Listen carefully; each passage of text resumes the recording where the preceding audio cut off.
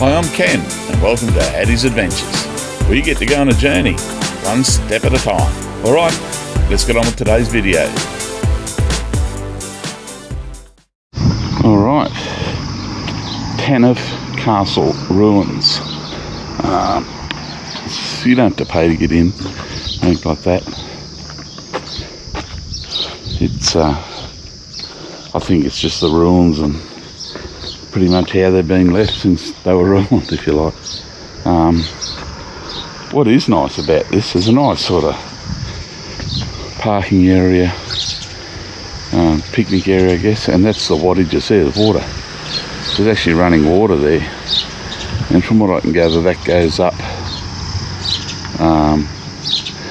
the gorge there, and there's a waterfall, and I wouldn't mind going on it, but I've got to drive across that water. Don't know about that. What interestingly is the water coming out of the mountain here. Look at that, crystal clear water. This water's coming down out of the mountain higher up, obviously from where that waterfall is. I'm not too sure how far up it is or anything, but yeah, quite interesting. Tanuf Castle Ruins.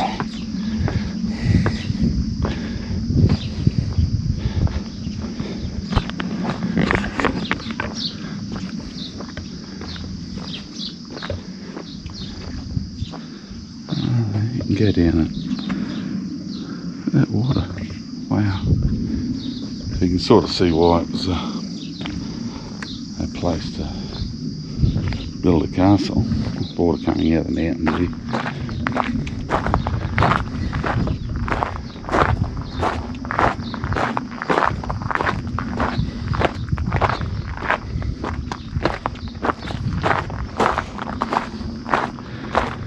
Not really sure how accessible or how easy all this is to get around.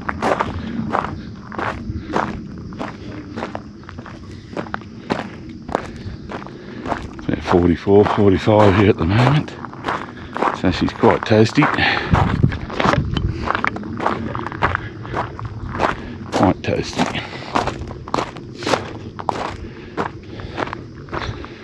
I'd say these ruins have just been left to ruin. Very quiet here. A few gates just back there.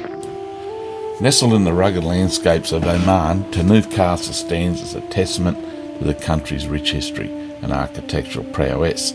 Known locally as Quasar Tanuf, the castle is an emblem of Oman's traditional fortifications and serves as a reminder of the strategic importance such structures held in the region.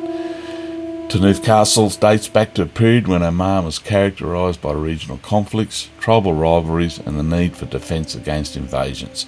Constructed in the 16th century, it was strategically located to oversee the surrounding valleys and to protect against potential threats. The castle's location reflects the strategic military planning of the time, highlighting the importance of surveillance defence in Omani society. While many castles in Oman served military purposes, Tanuf was also the centre for local governance, serving as a residence for local chieftains and a venue for administrative activities. The architectural design of Tanuf is reflective of traditional Omani fort construction, characterised by its thick stone walls and strategic layout. Built primarily from local materials, the use of mud brick and limestone is emblematic of Omani architecture, showcasing the integration of natural resources. During the 1950s, Oman was embroiled in a violent conflict known as the Dhofar Rebellion, which was part of a broader struggle against British colonial influence and the Sultan's rule. Tanuf and the surrounding areas were impacted by military operations as the British sought to suppress the rebellion. The bombing of Tanuf Castle occurred in this context as British forces aimed to target insurgents who were using the fortifications to hide and launch attacks. The bombing led to significant destruction of the castle and it fell into a state of disrepair over the years. It stands today as a historical site, remembered for its past involvement in the struggle of Omani independence and the turbulent history of the region. So every year or any major weather event would probably just destroy just a little bit more each time, I would imagine.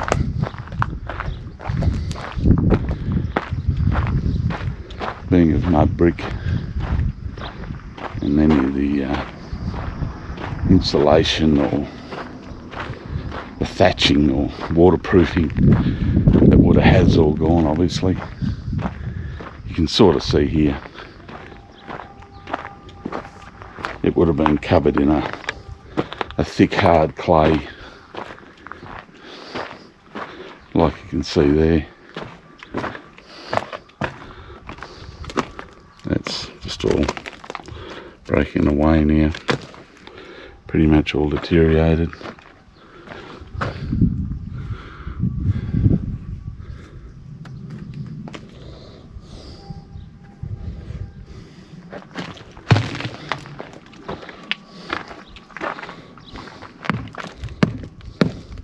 It's quite a hard clay.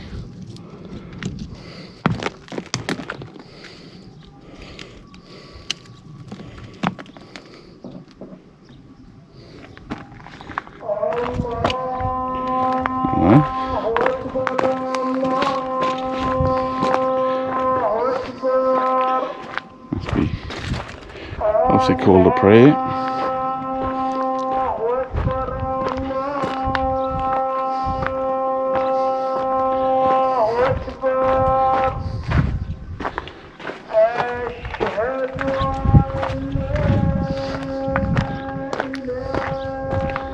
Yeah, it wouldn't take much.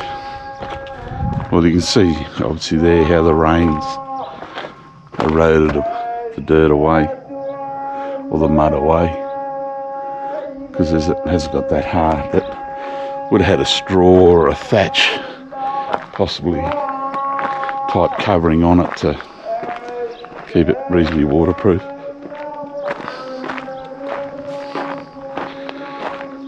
Which is now all gone. So, you know, eventually this will be gone. It'll just be a pile of dirt on the ground with a few rocks, I guess.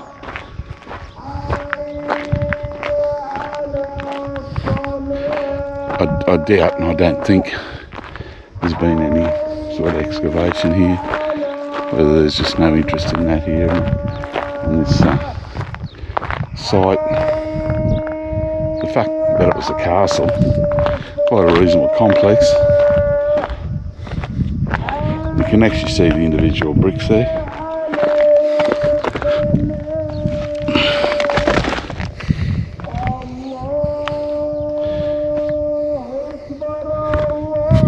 You can sort of see they've laid a stone base to stabilise and get what you would call a reasonably level footing, but have a solid base that they would hope, I presume, if there's running water or anything here wouldn't erode, whereas the dirt would. Then they make their mud bricks with holes in them to breathe. Well, what it'd be too, there'd be holes in them for the bricks to dry out in the mud and for airflow. You can see there, similar design. Appears to be a lot of shale type stone here as well. You can see up there, that would be the wall, the castle wall, made then of pure stone. Yeah, the rock, interestingly, the rock here does appear to be a type of shale, a slate type shale. Quite hard, but unlike that asphalt shale we have at home, it's soft. This is quite a hard shale, something like a slate.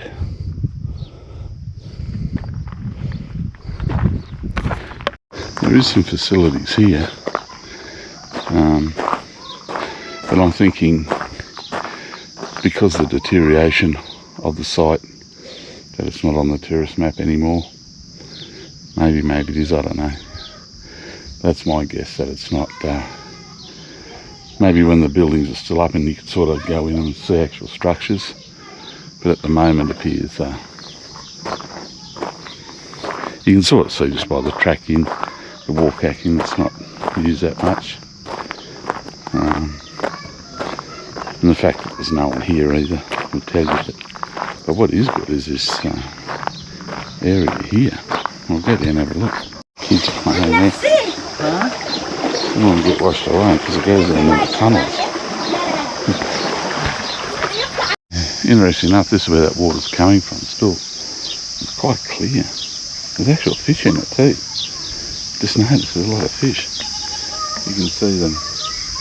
It's obviously good water, it's very clear. So it's obviously coming from up on top on the plateau there somewhere. I know that further up there is a waterfall. Yeah, nice place. It's got a, you can see, it's obviously been fixed up over the years. It would have been just a stone one and they've concrete it. You can see there's a gap in it down there. So if too much water gets in, it overflows and runs back down into the wadi there. Yeah, amazing, quite a lot of small fish in there. So yeah, just here at Tanuf Castle Ruins in the wadi. Oh, look at this water flowing behind me, crystal clear, beautiful. There, just sort of wet myself a bit with the water. Just sitting here in the shade. There's a little bit of reach. It's in the mid 40s to high 40s here, so a little bit toasty. But you can see why this is such a popular area. There's a town back there and this castle up here. The castle sort of, oh, you might be able to see it's up there behind me on both sort of sides. You can see why it would have been a popular place. This channel would have brought water down from up in the mountains and it actually flows around and goes right through the middle of the castle. So you've got flowing water, clear flowing water, and I tell you there's a fair amount of water flowing down there too. Like,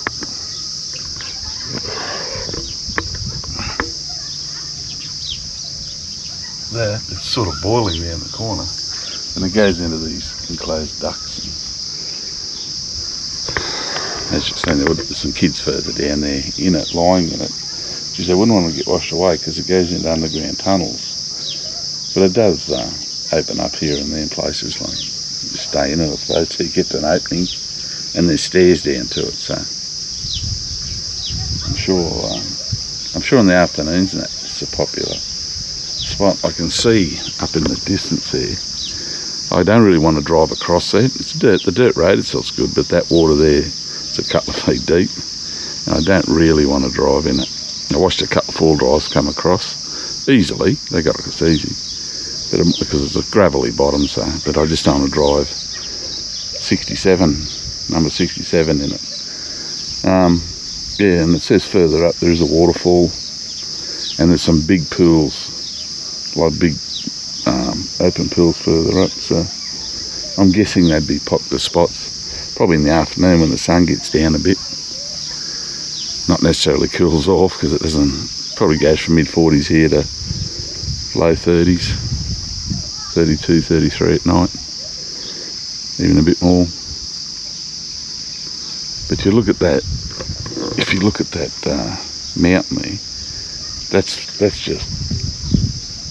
just been pushed up and jagged. They're not eroded mountains. They're actually like seismic activity mountains where they've just been pushed up out of the ground. You can see the angle that one's been pushed up on. So, and I'm pretty sure up on top, up the back there, it's a plateau almost, which it says where this water originally comes from up in the high. There's a Jabal Shireen, I think it's called, the high mountains up there, up behind them, massive. They're really high, big, deep gorges like this. Not bigger than this one, but big sheer drops, and it's quite nice sitting here. Quite nice. Tanuf Castle Ruins, not far from Nizwa. 20 minutes from Nizwa. Easy to get to, free of entry. Yeah, nice spot.